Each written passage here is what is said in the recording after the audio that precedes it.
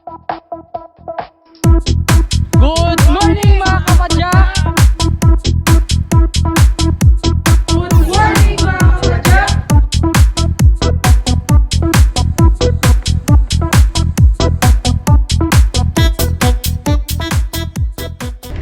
Yun, good morning mga kapadyak. Another episode na naman ng bike series natin dito sa ating YouTube channel. Yung pala guys, huwag niyong kalimutang i-follow yung isang Facebook page natin. Ito yung Padyakanventure PH.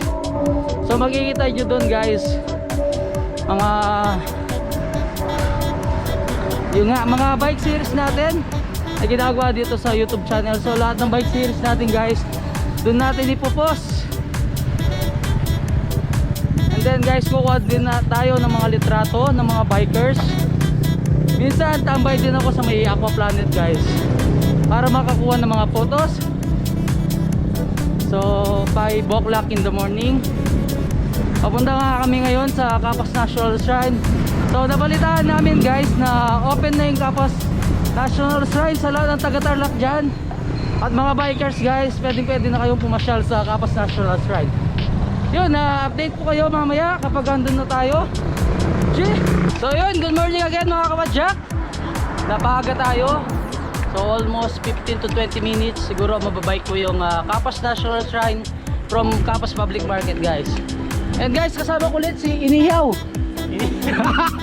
Si 𝗍𝗍𝗃 tsaka si Muscle Control yan. Yan sa likod natin si Pyger doon. Halos andito na kami sa may Capas National Shrine. So sabi ng kaibigan ko, punta muna kami sa may transmitter sa Santa Lucia, Capas Tarlac. Ano meron doon na inihaw? Inihaw, anong meron sa transmitter? Meron mga masarap na mamihan, milktihan. Yun, kahit walang hahon, may lamon pa rin guys. Ahon yun. Good morning po. Good morning. Good morning sunshine. Good morning sunshine. Whew. So ito guys, bali ito din Capas National Shrine dito sa Capas Tarlac. So pagkakalan ko from Capas Public Market, nasa 7 kilometers lang naman siya. So malapit na malapit lang. Di lang kami sure guys kung anong oras siya magbubukas. Ito na yung Capas Nation Shrine na pinagmamalaki ng Capas Tarlac.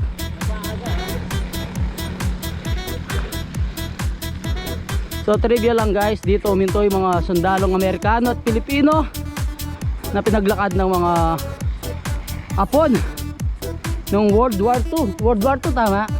Entrance fee, domestic 20, student 10 pesos, foreign 40. Yun, open from Mondays to Sunday, 8 AM to 5 PM.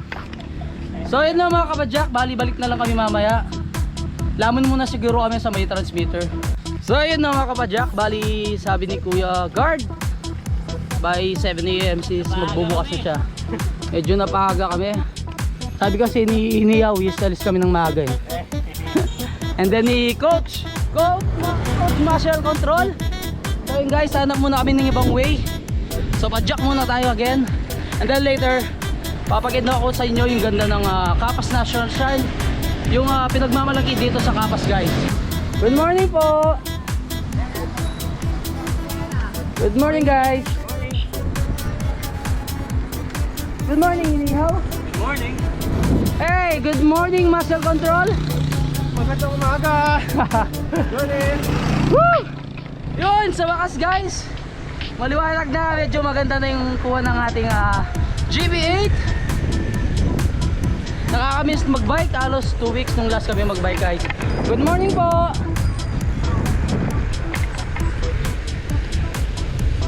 Yun, pababa. Tapos paon na naman guys. Go 𝗍𝗍𝗃𝗍. Yun guys road bike Lodi. Good morning sunshine. So yun guys, pahinga muna kami. Bali andito na kami sa may PTT bago magkantong papuntang San Jose Tarlac. So ito siya guys, pagkikita mo dito, kung dediretsuin mo to guys, papunta na siya ng Mount Pinatubo, Santa Juliana. And then kung magkakanan ka guys, so Kamiling, via Capas Nation Road. So dito na rin papuntang Monasterio de Tarlac tsaka sa Tala Road guys.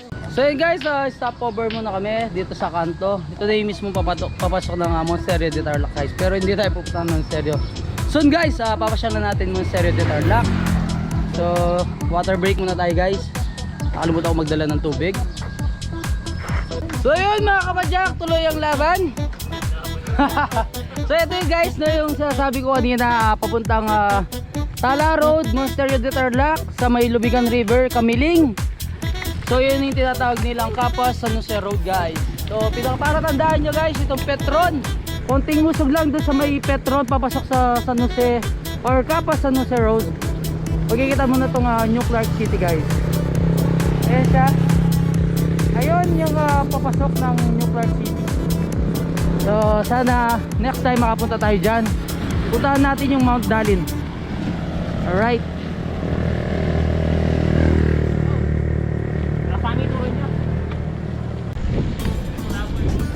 So another hahon na naman guys. Medyo hindi naman ganong na kahahon, pero may hahon pa rin.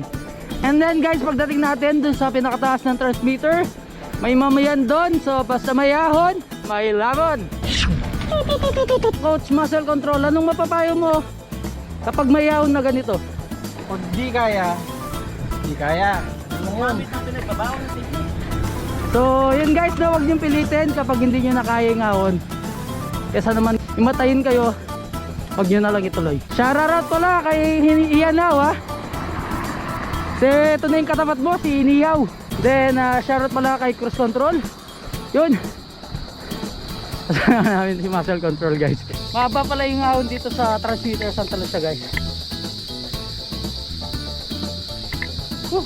Good morning po. Yun guys.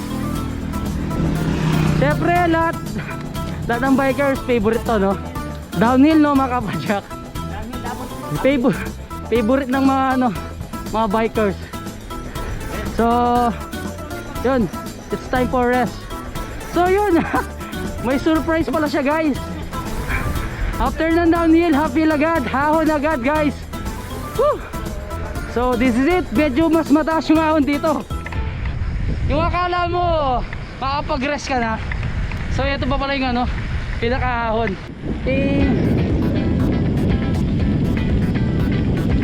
Akala mo nakalusot ka na pero hindi ha. Kaya nga. Woo! Munti ka na si doon si Iniyaw Medyo nabitin tayo doon kasi hindi tayo agad nakapag-bus. Pero ito siya guys.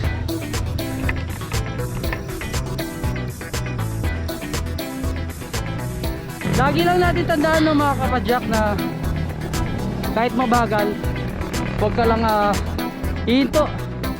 Yun yung pinaka-challenge dun. Akala ko guys, may lamon na pero wala pa pala guys. Another hahon, bago yung lamon. Medyo, ayun mga kapadyak, sarado pa yung yung mamihan. Medyo disappointed kasi di pa ako nagalusal. Kapag didiretso nito, sa mismong dulo guys, may Santa Juliana. Santa Juliana, di ba? Doon yung pinaka-jump off papunta sa Mount Pinatubo. Actually, nakapunta na ako sa Mount Pinatubo way back 2009, 2010. Alam ko wala na masyadong trek. Kumbaga nasa 30 minutes na lang. Nung kami kasi almost 3 hours yung trek papunta doon sa Mount Pinatubo crater. Yun, isa sa gusto kong balikan yung Mount Pinatubo nga. Another itinerary naman kasi sarado yung mamihan. So dapat Capas Nation Shrine sarado, transmitter mamihan sarado. Ewan ko lang sa Eco Park dito sa Capas Tarlac guys. Sarado, wala na. Okay lang kasi at least nakapag-rides tayo, di ba? Actually may pangalan yung Eco Park ewan ko lang anong pangalan. Basta Eco Park yun na yun guys. Lagaw nyo, pagod na. Iniyaw nyo, pagod na. Hey dude. Good morning mga kapadyak. Let's chill.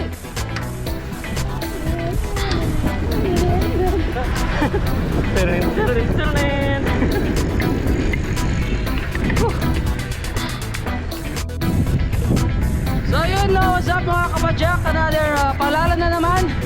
Laging tandaan guys, na kapag magbabike tayo, nasa kabilang side lang tayo or sa left side. Huwag tayo gawin na guys, lalong lalo na sa fast lane. Kasi talagang medyo delikado. Mukhang nga haba ng downhill ah. So later pabalik kami. Anatirahon na naman guys. Medyo mahaba-haba to. Woo! So nauna na sa amin sina iniyaw tsaka muscle control guys. Sarap!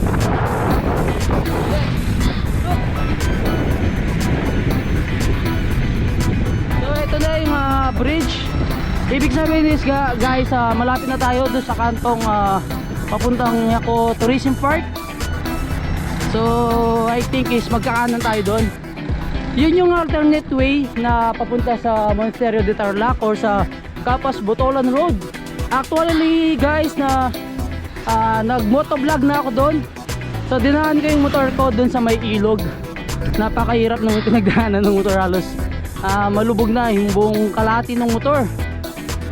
Kasi kapag tagulan talaga mataas yung doon, yung tubig. Kung hanap nyo talaga ahon guys, daan kayo dito sa Capas Botolan Road. So ilalagay ko yung pinaka-link sa description box para makita nyo guys yung way or may travel guide kayo papunta sa mismong Capas Botolan Road. So yun guys, bali nandito na tayo sa Barangay Odonel. So bago kayo makapunta sa Ecotourism Park dito sa Capas, so nag-start kami sa Capas Public Market, Santo Rosario, Aranguren, Navy, Cristo Rey, and then Santa Lucia, tapos ito Odonel. And then pagka ba dinaretso nyo to guys, papunta na siya ng Santa Juliana, yung sinasabi ko nga kanina na pinaka jump off ng Mount Pinatubo. And then kung mag right side naman kayo, yung papuntang Capas Botolan Road or dun sa 𝗃𝗏𝗃𝗃. Hirap pala mag bike vlog no guys. Subscribe naman kayo. Please na. So yun sa lahat ng kabadyak natin dyan, muli paalala guys, kapag magbabike tayo kahit walang masyadong dumadaan na sasakyan, manatili lagi tayo sa kanang bahagi ng daan para ligtas tayo lagi guys. Prevention is better than cure, sabi nga nila. So medyo delikado.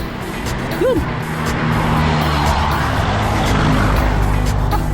Kita nyo guys kung gaano kabilis yung mga sasakyan. So hindi ka bibiruin ng mga yan.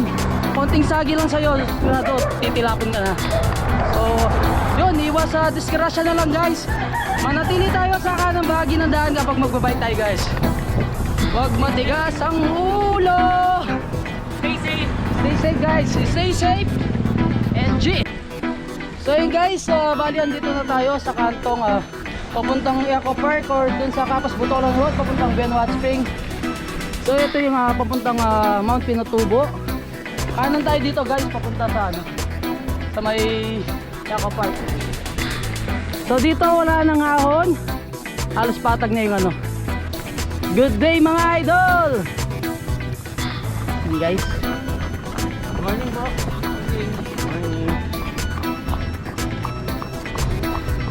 Mukhang mas mabilis pa sa atin yung mga kalabaw. Good morning mga kalabaw.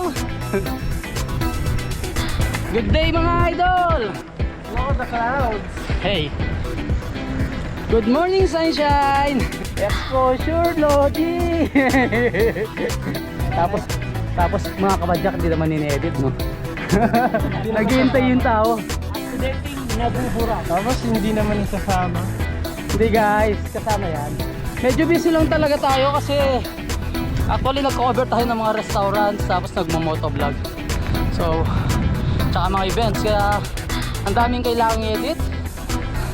So medyo napatagal nga yung episode 3 ng bike series natin dito sa YouTube channel natin guys. Good morning mga kapadyak! So yun, good morning mga kapadyak. So rest muna kami bago makarating sa Ecotourism Park. Sa yun no, tanong ko na. So mga 30 meters, no it's 50 meters na lang, andun na tayo. So kung makikita nyo guys, napakaganda nung nasa likod ko. Masarap magbike guys, lalo na kapag yung pupuntahan mo is ganito kaganda. So pagkakaalam ko, yan kung nakikita nyo yan sa pinakalikod, ito na yung Sambales sa mountain ranges. Alos kadugtong din siya ng Mount Pinatubo, and then papunta doon is pa Sambales na siya, ay nga Sambales, and then pa Pangasinan na siya guys. So kadugtong halos parang ito yung nagiging boundary ng ano no, Tarlac tsaka mismong Zambales. Napakaganda guys. So good morning mga kapadyak. Another bike series na naman. So episode 4 ng bike series natin dito sa YouTube channel natin guys. Napakaganda guys.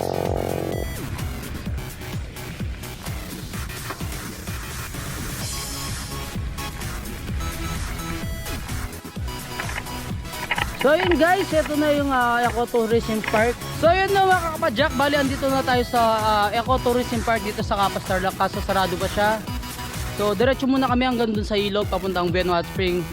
And then pagbalik natin, check natin kung bukas na siya and then pasok tayo.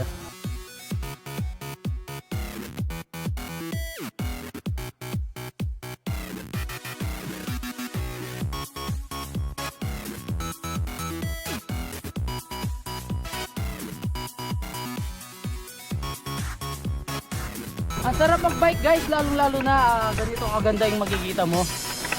So padyak lang.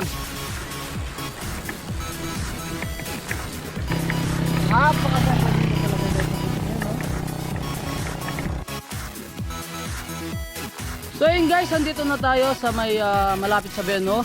So ito na yung papuntang 𝗏𝗏𝗡 Spring. So update lang, ito yung ginagawang Capas Botolan Road dito sa Capas Tarlac guys. So ito yung kadugtong ng yun nga, yung Tarlac Zambales Road papuntang Botolan. So ito siya guys, new update. So nung pumunta ako dito, halos wala pa yan yung mga poste-poste. Pero ngayon guys, look at this. Sigurado lahat ng bikers, lahat ng kapadyak natin dyan, kapag tapos na ang tulay na to, for sure guys, isa din sa dadayuing tulay dito sa Tarlac.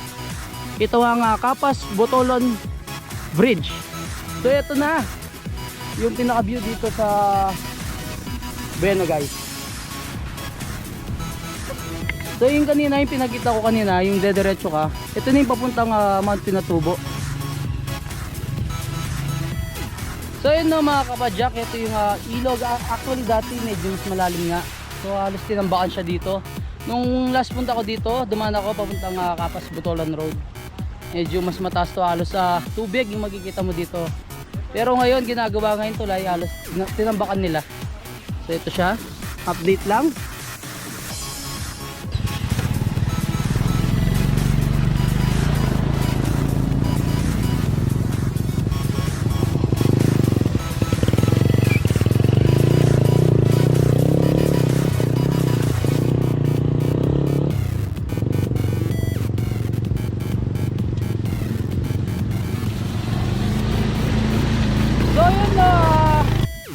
Mga kabadyak or mga ka-Tarlaqueños, ito yung bagong update ng Capas Botolan Bridge dito sa 𝗏𝗏𝗡. So ito yung magsisilbing magdudugtong mula sa Capas papunta sa Zambales guys. So malaking tulong din sa mga kapatid nating 𝗚𝗢𝗡 itong ginagawang bridge na to guys. Halos kasi napakairap talagang dumaan dito sa may ilog na to. So ito yung kadugtong ng papuntang 𝗏𝗏𝗡𝗏 guys. So malaking tulong to para mas mabilis makatawid yung mga kapatid nating mga 𝗚𝗢𝗡.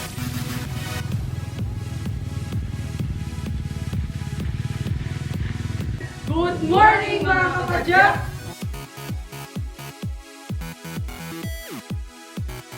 Good morning mga kapadyak. So kakain na kami.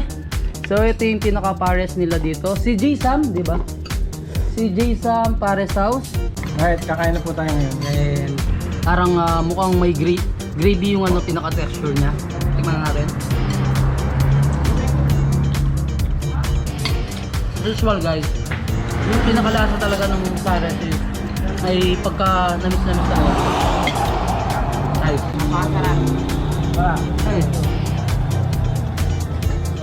Ikaw? Siyempre, wala na akong masasabi. Kakain na ako eh. Basta mayahon. May lamon! Basta mayahon. May lamon. So yun guys, bali andito na tayo sa Capas Nation Shrine.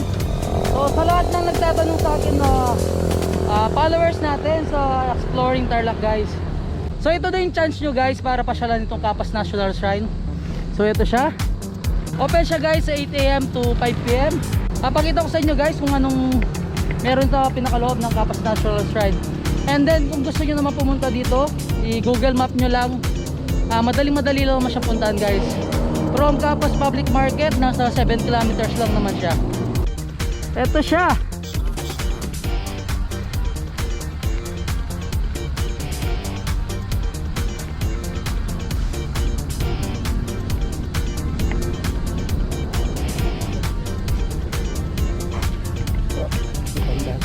Magkano po yung pinaka-entrance, sir? 20 po. 20 adult tsaka mga bata po. 10 estudyante. 10 estudyante tapos mga bata 10 din.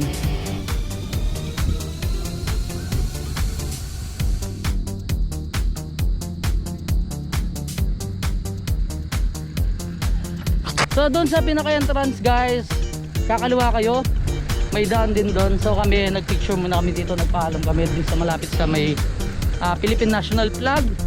So bawal dumiretso doon. So ito, alternate way guys. Napakaganda, napakatahimik. Ang pagkakaalam ko guys, no, yung pinaka-history ng Capas National Shrine. So kung ilan yung mga nakatanim na puno dito, ganun karami yung mga Pilipino at Amerikanong sundalo na matay sa Death March. So mula Bataan hanggang dito sa Capas Tarlac guys, naglakad sila.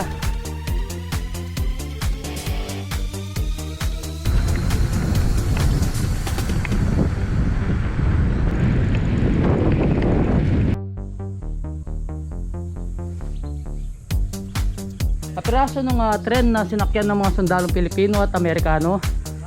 So natatandaan guys, nung pumunta kami sa San Fernando train station, so kwento doon, so yung mga sundalong Pilipino at Amerikano na hindi na makalakad, sinakay sila sa mga tren, so mga container nga. So doon pa lang is marami nang namatay kasi nasuffocate sila sa sobrang init sa loob ng mismong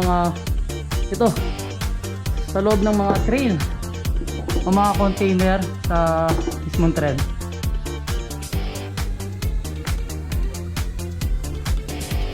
So ayun mga kapadyak, so andito na tayo sa mismong pinakamalapit sa Obelisk. So pagkakatanda ako about sa history ng Capas National Shrine. So may tatlo siyang bato dyan na sumisimbolo guys ng mga sundalong Amerikano at Pilipino. So yung isa sa Japan, yung isa American, and then yung isa is mga Pilipino guys. So ito, papakita ko siya. So tatlong part ng Obelisk dito sa Capas National Shrine. Kung hindi ako nagkakamali guys, yun siya. So yung isang nakatayo is for sumisimbolo sa Japan, and then yung isang nakatayo guys sa Philippines, and then yung isa sa US. So yan siya.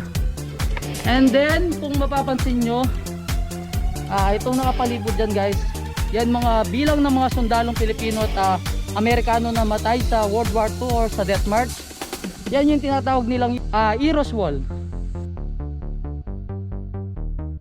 So yun guys, so check natin kung andito yung apelido natin. So my name is 𝗙𝗏𝗶𝗹𝗏 of Exploring Tarlac. So sa lahat ng subscribers natin, huwag nyong kalimutang i-follow yung Facebook page natin, isa yung Exploring Tarlac guys. So kung gusto nyo pumasyal sa Tarlac, check nyo lang yung pinaka Facebook page natin. Marami tayong vlogs doon na nakapokus tayo mismo sa Tarlac province guys. So check natin. So ito yung pinaka 𝗍𝗄𝗎 wall. So ito dito nakasulat lahat ng mga apelyido ng namatay nung World War II or Death March. For sure guys, kapag pupunta kayo dito sa Capas National Shrine, check nyo rin mga apelyido nyo. So ito siya guys, from here, yan siya, marami ng mga bautis na nakasulat.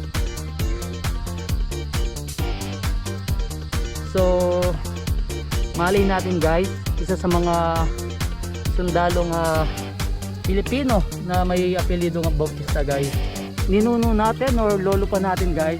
Yan siya. So tansya ko nasa 200 yung mga apelyidong bautista dito sa Capas National Shrine. So check nyo guys kapag pupunta kayo dito.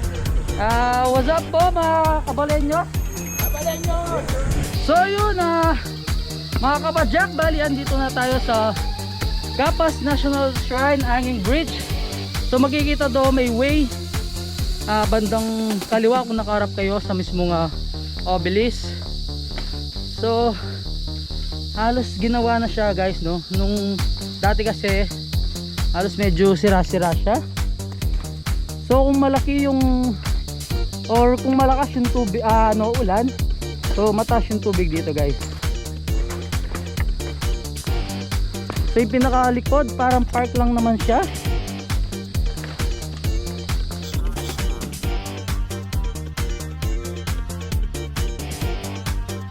Medyo paside siya. Hindi talaga diretso yung hanging bridge. Medyo mas mabigat siya bandang kanan guys.